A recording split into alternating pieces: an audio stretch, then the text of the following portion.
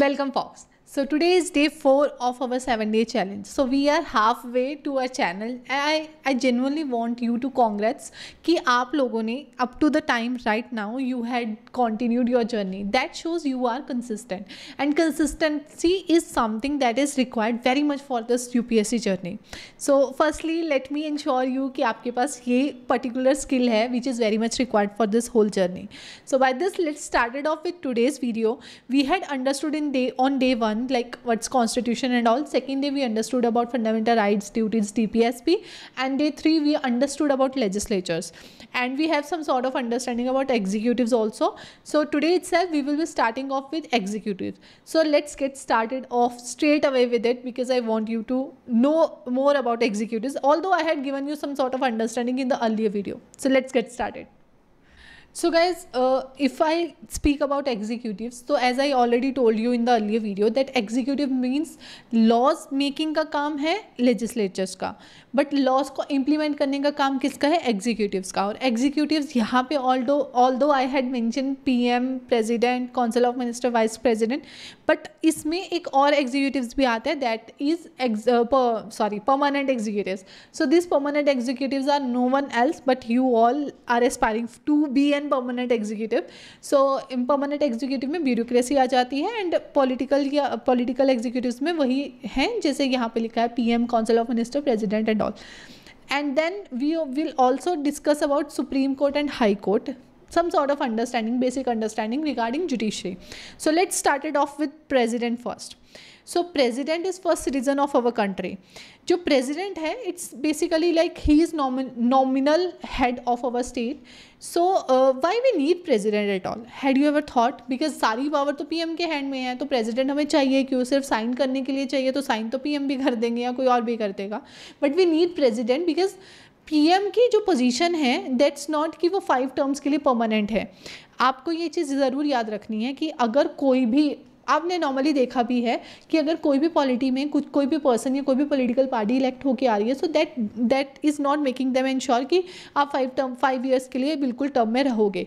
They are into the power जब तक वो मेजॉरिटी होल्ड करते हैं. अगर उनकी मेजॉरिटी होल्ड नहीं हुई तो उस केस में उन्हें रिज़ाइन करना पड़ेगा और पूरी जो हमारी पॉलिटी है उसमें जो गवर्नमेंट है वो डिसॉल्व हो जाएगी. अब वो डिसॉल्व कैसे होगी? सपोज कीजिए मेजॉरिटी जाने का, अब कैसे पता चलेगा मेजॉरिटी चली गई है? उसके लिए होता है नो कॉन्फिडेंस मोशन पास. वो कैसे होगा? कोई भी member of parliament they will introduce a no confidence motion, और वो नो कॉन्फिडेंस मोशन में, और ये होगा लोकसभा में इंट्रोड्यूस. उस नो कॉन्फिडेंस मोशन का नाम ही एक्सप्लेन कर रहा है कि जो पार्लियामेंट है उसे कॉन्फिडेंस नहीं है कि जो पॉलिटिकल पार्टी है उनके पास मेजॉरिटी है और वो काम कर सकती हैं. तो वो नो कॉन्फिडेंस मोशन प्रेजेंट होगा लोकसभा में, और लोग मतलब जो उनके मेंबर्स हैं वो लोग अपना वोटिंग करेंगे.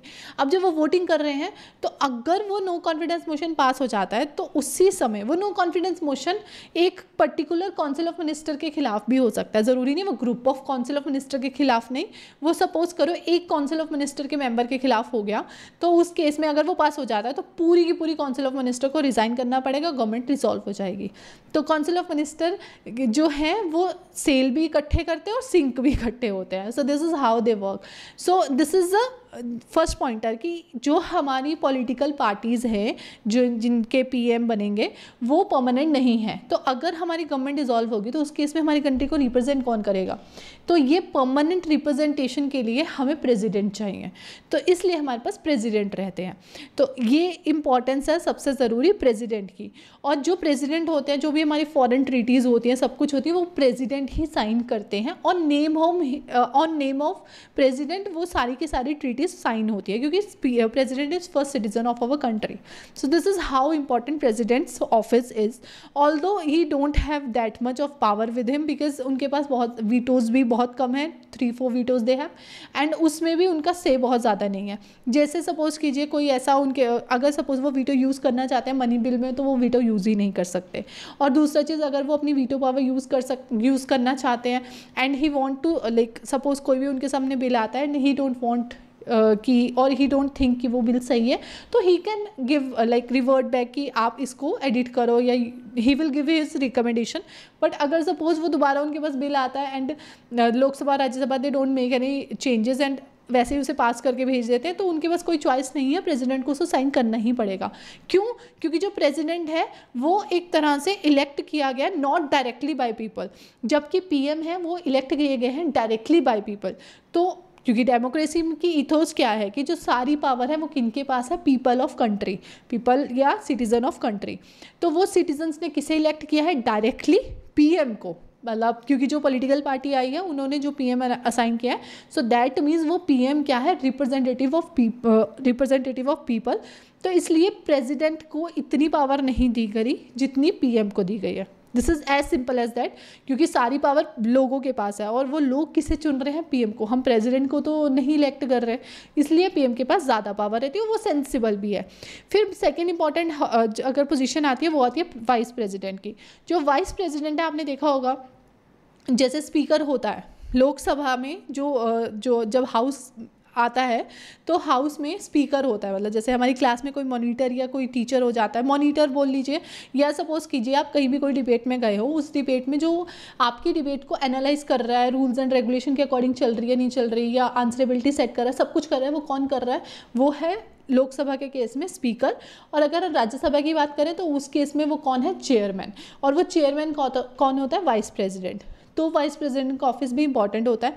सपोज कीजिए प्रेसिडेंट किसी भी कारण से प्रेसिडेंट अपने ऑफिस में नहीं है, तो मैंने आपसे पहले बोला इसमें डिसकंटिन्यूटी नहीं हो सकती। प्रेसिडेंट का तो काम ही ये है कि हमें रिप्रेजेंट करे, मतलब हमें एज अ कंट्री रिप्रेजेंट करे थ्रू आउट द वर्ल्ड, तो वो ऑफिस कभी भी खाली नहीं हो सकता। तो फॉर टाइम बीइंग, जब तक प्रेसिडेंट किसी भी रीज़न से उनकी डेथ हुई है, रेजिग्नेशन या कुछ भी हुआ है, तो उस दौरान जो वो प्रेसिडेंट का ऑफिस है उसकी सारी रिस्पॉन्सिबिलिटीज वाइस प्रेसिडेंट निभाते हैं। मगर याद रखिएगा, प्रेसिडेंट का ऑफिस खाली होने का मतलब ये नहीं है कि वाइस प्रेसिडेंट प्रेसिडेंट बन जाएंगे, नहीं। वो जब तक प्रेसिडेंट नहीं इलेक्ट नहीं होते, जब तक नहीं प्रेसिडेंट इलेक्ट नहीं होते, तब तक वाइस प्रेसिडेंट की सारी रिस्पॉन्सिबिलिटीज फुलफिल करते हैं, क्योंकि प्रेसिडेंट का ऑफिस कभी भी खाली नहीं होना चाहिए। So this is how vice president plays its role. Then comes PM. अब देखिए पीएम में एक चीज़ याद रखिए, पीएम कुछ स्पेशल ऑफिस नहीं है। जो काउंसिल ऑफ मिनिस्टर्स हैं वो अपने में से एक पर्सन सेलेक्ट करते हैं कि हाँ ये पर्सन हमारा रिप्रेजेंटेटिव होगा, वो बनता है पीएम। तो पीएम का ऑफिस बहुत इंपॉर्टेंट है, नो डाउट, मगर पीएम कुछ नहीं है। पीएम एक्चुअल में सिर्फ काउंसिल ऑफ मिनिस्टर के हेड है। जैसे होता है ना, एक क्लास के कुछ मॉनिटर्स होते हैं, या सपोज कीजिए आप ग्रुप ऑफ पीपल हो, आपको अपनी बात किसी के सामने रखनी है, अब 5-10 लोग इकट्ठे बोलेंगे तो किसी को कुछ समझ नहीं आएगा। अगर आप में से आप लोग इलेक्ट कर लो कि ठीक है ये हमारा रिप्रेजेंटेटिव है, ये हमारी बात उनके सामने रखेगा, तो वो चीज़ें रिप्रेजेंट करना, वो चीज़ें आंसर करना, वो सब चीज़ें बहुत ईजी हो जाती है। तो वही केस पीएम का है। काउंसिल ऑफ मिनिस्टर अपना एक रिप्रेजेंटेटिव चुनते हैं जिसे पीएम बोलते हैं, फिर पीएम वो सारे काम करते हैं, पर पीएम जो भी डिसीजन लेना होता है, सब कुछ करना होता है, तो कैबिनेट मीटिंग बिठाते हैं। तो कैबिनेट मिनिस्टर्स जो होते हैं उन सब की मीटिंग होती है, वो डिसाइड करते हैं और उस हिसाब से वो आगे प्रोसीजर कैरी फॉरवर्ड किया जाता है। So this is how PM office work and council of minister works. मैंने आपसे ऑलरेडी एक्सप्लेन कर दिया है कि काउंसिल ऑफ मिनिस्टर कैसे आपस में डिसाइड करके फिर वो कोई भी बिल इंट्रोड्यूस करते हैं, क्योंकि पीएम और council of minister he at the end responsible है हर चीज़ के लिए। तो उन्हें पता है कि क्या रिक्वायरमेंट है, क्या हमने मैनिफेस्टो में लिखा था, क्या हमने प्रोमिसेस किए हैं, क्या हमें प्रोमिसेस कैसे कैसे फुलफिल करने हैं, तो उस हिसाब से बिल इंट्रोड्यूस करते हैं हाउसेज में। तो फिर वो फाइनली वो पूरा हाउस डिसाइड करता है कि किस तरह से उन्हें वोटिंग उसको पास करना है, फेल करना है, क्या करना है। So PM and council of minister, this is the way how they work. So these whole make the executive per se, political executive, and basic things we had already discussed in the earlier video also. So this is the basic difference between executive and legislative. Legislative क्या कर रहे हैं, वो सारे का सारा जो भी लॉज वगैरह मेकअप होने हैं उसमें अपना लेजिस्लेचर का काम कर रहे हैं। एग्जीक्यूटिव क्या कर रहे हैं, वो उसको एग्जीक्यूट करने का काम करेंगे। अब एग्जीक्यूशन कैसे होगा कैसे नहीं होगा वो इनकी रिस्पॉन्सिबिलिटी है। Then comes judiciary. इंडिया के केस में जो जुडिशरी है वो हम हायरार्किकल नहीं बोल सकते। कहने को सुप्रीम कोर्ट, हाई कोर्ट हम लोग ऐसे सोचते हैं, राइट, बट इन रियलिटी वो इंटीग्रेटेड जुडिशरी है। My mic also get troubled, okay. So वो इंटीग्रेटेड जुडिशरी है, दैट मीन्स कोई बड़ा छोटा नहीं है। High supreme court, high court में हम लोग हर जगह इक्वालिटी मांगते हैं, तो जुडिशरी में पूरी इक्वालिटी है, कोई बड़ा छोटा नहीं है, बट इनकी जुरिस्डिक्शन चेंज है। जैसे हाई कोर्ट की जुरिस्डिक्शन पर्टिकुलर स्टेट है और सुप्रीम कोर्ट की जुरिस्डिक्शन पूरी कंट्री है। So these are the basic difference. ऐसा नहीं है कि जो हमारी जुडिशरी है वो हेरारिकल है। Our judiciary is integrated judiciary, that means कि पूरी की पूरी जुडिशरी इकट्ठा मिलकर काम करती है। तभी आप एक चीज़ देखिए, अगर सपोज कोई केस सुप्रीम कोर्ट के पास जाता है और वो केस ऑलरेडी हाई कोर्ट या किसी और कोर्ट में भी है, जो लोअर कोर्ट में भी है, तो वो लोअर कोर्ट से सारे के सारे केसेस सुप्रीम कोर्ट में चले जाते हैं। तो क्या है, इंटीग्रेटेड है तभी तो गई। तो इंटीग्रेटेड जुडिशरी में वो सारे के सारे केसेस इकट्ठे क्लब करके सुप्रीम कोर्ट बोलता है, जब मैं ये पॉइंट ऑलरेडी हर्ट कर रहा हूँ, मैं इसके ऊपर ऑलरेडी केसेस सुन रहा हूँ, तो मैं को ही आप ये सारे केसेस दे दो, आप और काम कर लो। So this is the way our judiciary work. और सुप्रीम कोर्ट और हाई कोर्ट के पास पर बहुत सारी स्पेशल पावर्स रहती हैं। स्पेशल पावर में सबसे इंपॉर्टेंट पावर है रिट जारी करना। अब रिट में क्या होता है, जैसे सपोज कीजिए किसी का कोई भी फंडामेंटल राइट कुछ भी कर्टेल किया गया अभी, तो उसमें क्या रहेगा कि जो जुडिशरी है, ये सुप्रीम कोर्ट और हाई कोर्ट, ये रिट जारी कर देगी, जैसे मैंडमस, सेशोरारी और क्यूरवेंटो और मतलब जितनी भी प्रोहिबिशन, ये सारी की सारी, ऑल दो 5, जब भी आप रिट पढ़ेंगे तो उसमें आपको 5 मिलेंगी, राइट, लिखी हुई। मगर जो हमारी जुडिशरी है, ऐसा नहीं है कि वो 5 रिट तक बाउंडेड है। अगर जुडिशरी चाहे तो वो और ज़्यादा रिट्स भी जारी कर सकती है। These are the 5 like listed one, पर और भी आ सकती हैं। और ये जो हमारी हायर जुडिशरी है, इसके एक और स्पेशल फीचर क्या है, जैसे अभी आपने रिसेंटली देखा होगा आसपास अपने कि जो कोलकाता रेप केस हुआ था, Kolkata rape and murder case, उस केस में जो सुप्रीम कोर्ट था उन्होंने सुओ मोटो वो केस ले लिया था। और भी पहले भी ऐसे केसेस आए हैं। सुओ मोटो में क्या होता है कि सुप्रीम कोर्ट खुद से बोलता है कि भाई ठीक है, तुम्हें, मैं खुद से ये सोच रहा हूँ कि ये हायर पब्लिक इंटरेस्ट में है, मैं इन केस को खुद से ही लेता हूँ और हम लोग इसके ऊपर अपनी पूरी की पूरी जुडिशरी उस पर काम करेगी। अब होता क्या है, नॉर्मली प्रोसीजर क्या है कि अगर आपको कोई भी केस लड़ना है तो उसके लिए 2 पार्टीज होती हैं, राइट। एक, कोई भी पार्टी को अपनी कंप्लेंट फाइल करनी पड़ती है, अपना केस फाइल करना पड़ता है। अब यहाँ पे क्या हो रहा है, किसी ने कोई केस फाइल नहीं करा, कोई सुप्रीम कोर्ट में नहीं गया, बट सुप्रीम कोर्ट को खुद से ही लगा कि नहीं यार, ये तो सबके लिए ज़रूरी है, क्योंकि सुप्रीम कोर्ट हमेशा जुडिशियल एक्टिविज्म में भी रहता है। अब देखिए, हम लोगों ने पहली वीडियो में जुडिशियल रिव्यू देखा था, फर्स्ट वीडियो में, राइट, डे 1 में, जब मैंने बेसिक स्ट्रक्चर डॉक्ट्रिन करी थी, आपको डिस्कस की थी। अगर आपको याद नहीं है तो just go back to day 1 and understand how things worked over there.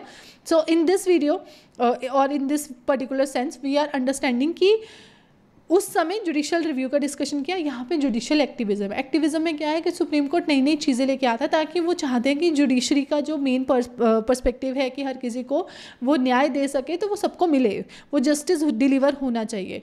मगर उस केस में अब जैसे सपोज हमें पता है PIL है, ये भी जुडिशियल एक्टिविज्म का ही एक पार्ट है। PIL में क्या था, एक ही उन्होंने, सुप्रीम कोर्ट ने सोचा कि बहुत सारे लोग हैं जो जुडिशरी में आके अपना केस फाइल नहीं कर पाते, तो उनका कोई भी रिप्रेजेंटेटिव, मतलब ज़रूरी नहीं है कि आप एग्रीव्ड पर्सन हो, कोई भी थर्ड पर्सन भी वो केस फाइल कर सकता है, तो वो PIL का कंसेप्ट शुरू किया।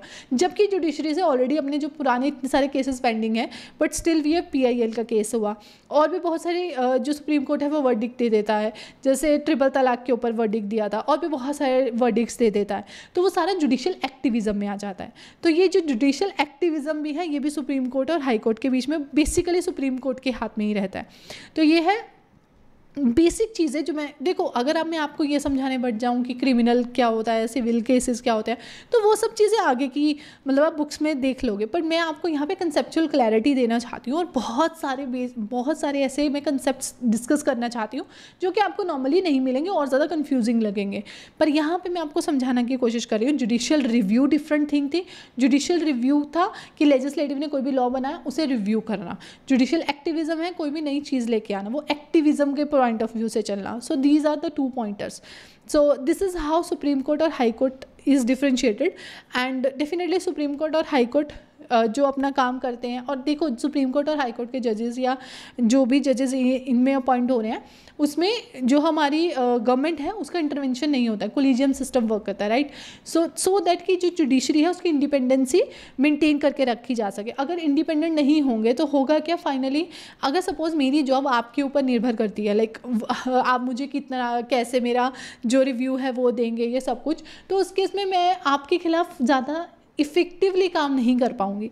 तो वो इफेक्टिविटी मेंटेन करने के लिए, क्योंकि हमारे कॉन्स्टिट्यूशन में चेक एंड बैलेंसेस का कंसेप्ट बहुत स्ट्रांगली रखा गया कि हर किसी के ऊपर कोई ना कोई चेक होना चाहिए ताकि जो उनकी पावर है उसे बैलेंस किया जा सके।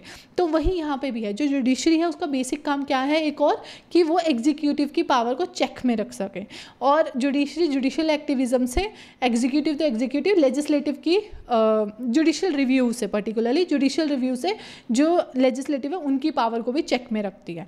सो this is whole perspective related to executive and judiciary. I hope this video, although like duration is very short, but I had delivered a lot of things in this particular video. If you feel something like overwhelming or something, just go through this video once again and you will understand कि कितना value packed session ये है. If you have any doubt, just revert me back. I'm always a mail away from all of you and I will always love to answer your queries. So by this, let's end this session and I hope you enjoyed the session. And if you have query, just revert me back and I will see you tomorrow.